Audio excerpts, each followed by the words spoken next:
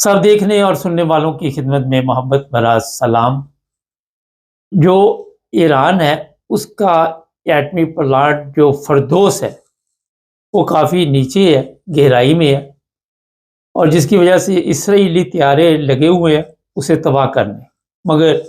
اس کو کوئی نقصان نہیں پہنچ رہا۔ اب دو تین چیزیں آج کے پروگرام میں آپ کو بتائیں گے۔ امریکہ نے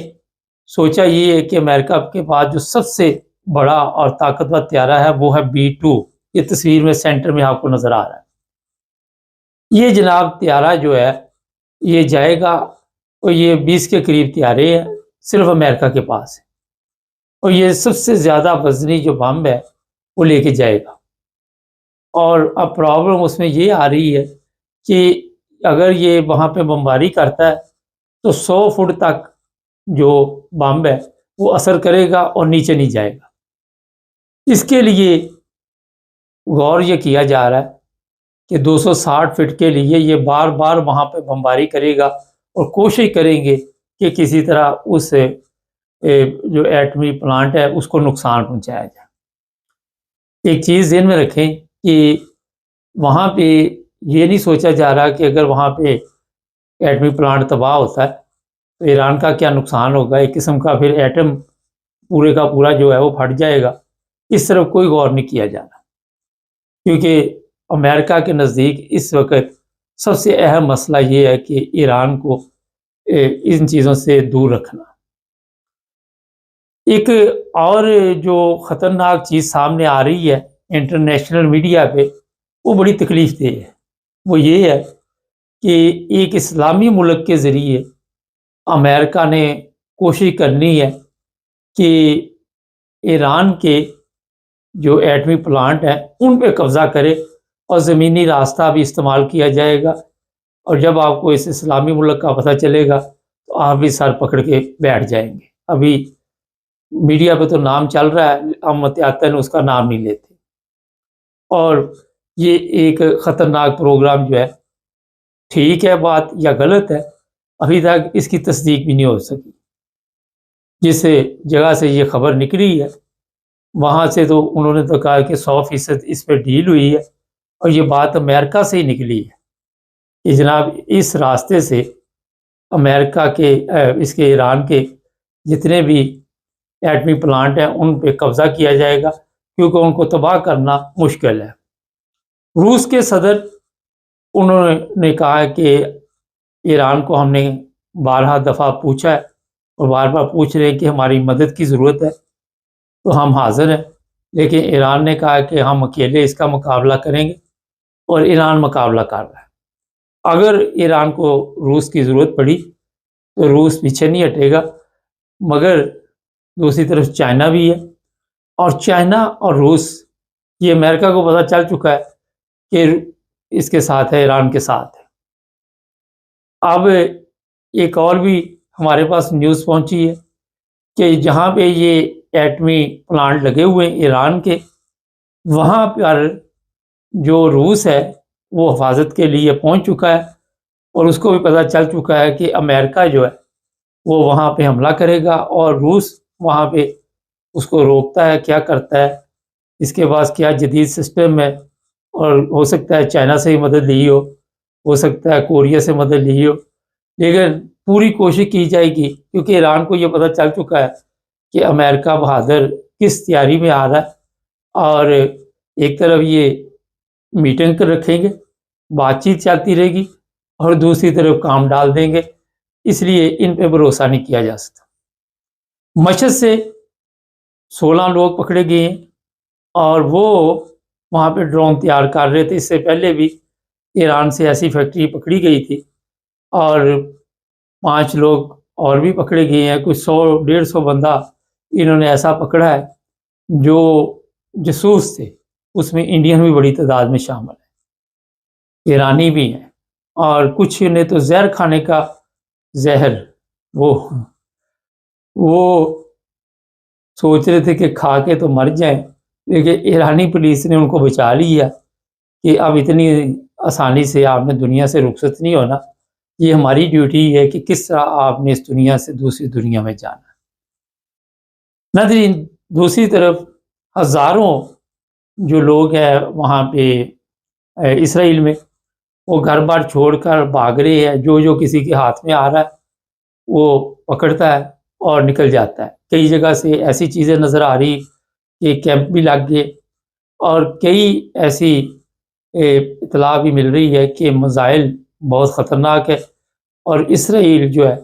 اس کا بڑا نقصان ہو رہا ہے۔ لیکن دوسری طرف ایران کا بڑا جو نقصان ہو رہا ہے، ایران میں اسرائیل کے مقابلے میں جو ہمارے پاس اطلاع ہے، زیادہ لوگ جو ہے وہ جان سے بھی جا رہے ہیں، ہاسپٹل بھر گئے ہیں،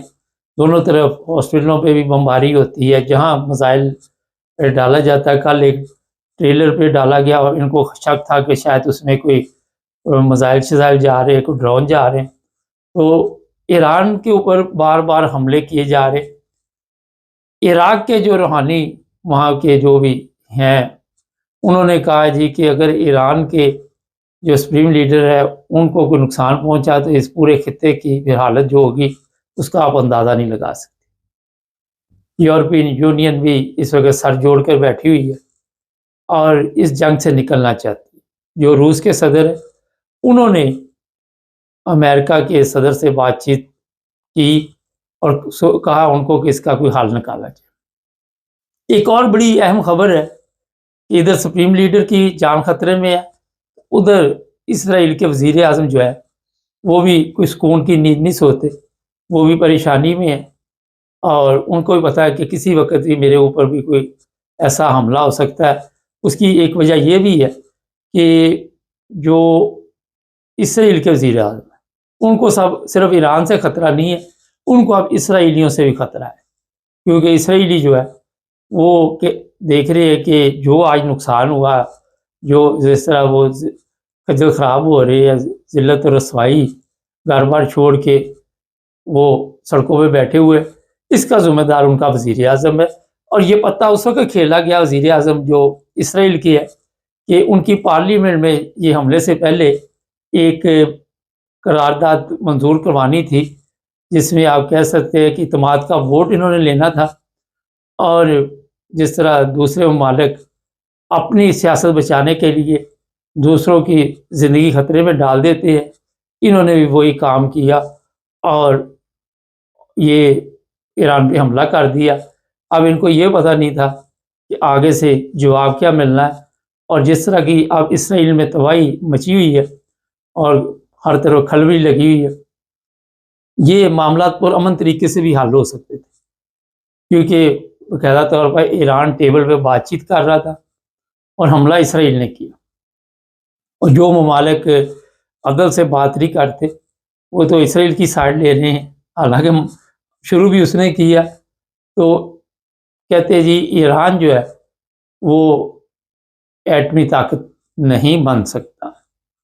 پاکستان کے چیف آف آرمی اسٹاف یا فیلڈ مارشل جو مرضی آپ کہہ لیں، وہ بھی ایک اس وقت بڑی متنازع مسئلہ بنا ہوا ہے، کیونکہ اعتماد نہیں کسی کو بھی۔ فضل الرحمان نے کہا جی ٹھیک ہے، انہوں نے اپنے طور پہ کہا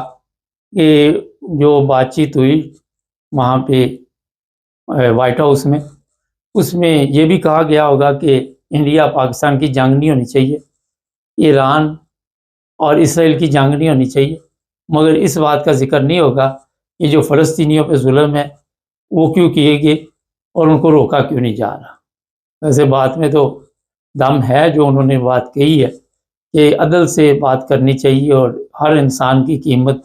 اسی حساب سے لگانی چاہیے جو انسانیت کا تقاضا ہے، یہ نہیں کہ ایک کی قیمت آپ کم کر دیں اور ایک کی زیادہ کر دیں، جب تولیں تو پورا تولیں۔ جو دھمکیاں دی جا رہی ہیں کہ ہم سپریم لیڈر کو قتل کر دیں گے، وہ کہتے ہیں جی کوئی پرابلم نہیں، آپ قتل کر دیں، مجھے کوئی فکر نہیں، میری جان اتنی قیمتی نہیں ہے، کوئی بزدل نہیں ہے وہ، اور انہوں نے کہا کوئی اتنا بڑا مسئلہ نہیں ہے، یہ واحد جنگ تھی جس میں جو جرنیل ہیں وہ پہلے مارے گئے اور عوام جو ہے وہ بعد میں۔ لیکن ایران کے حوصلے بلند ہیں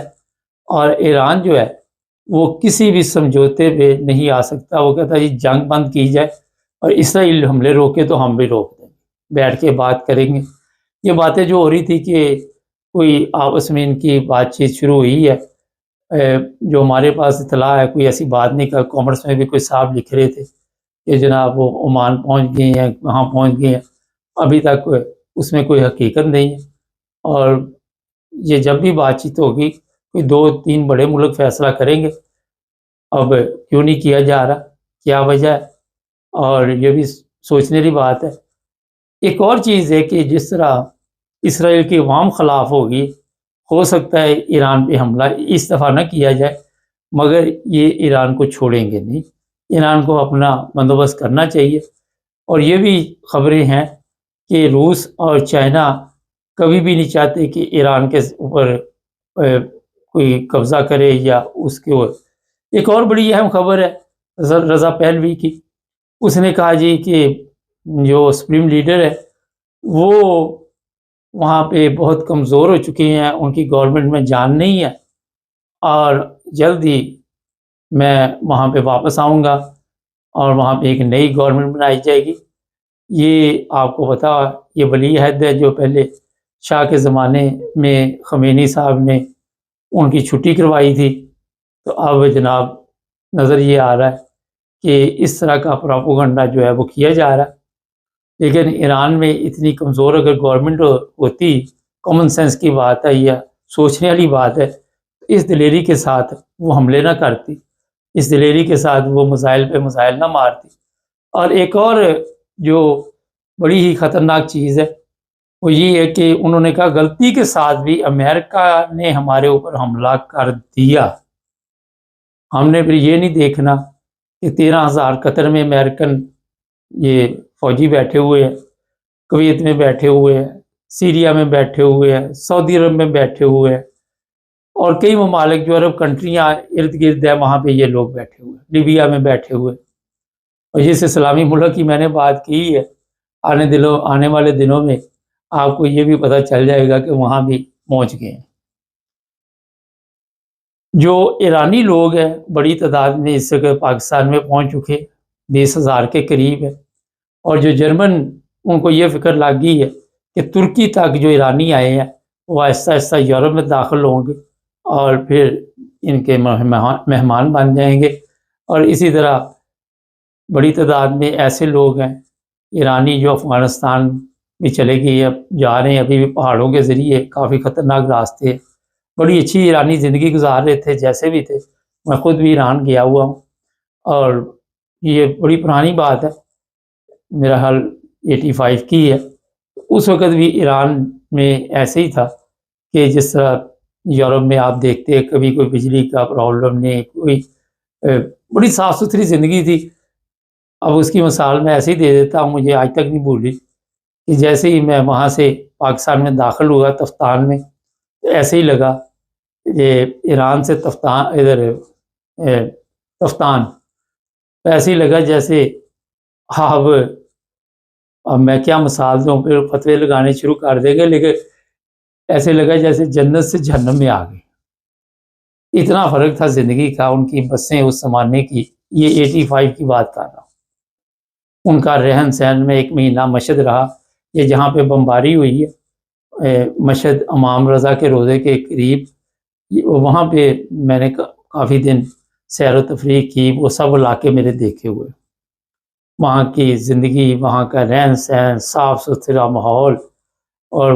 کافی زبردست قسم کے لوگ وہ تھے، پیار محبت کرنے والے، اخلاقی طور پہ بھی وہ پاکستانیوں سے بہت پیار کرتے تھے۔ اور پھر یہ بھی میں بتا دوں کہ میرے والد محترم بھی ایران کے زمانے میں 2-3 سال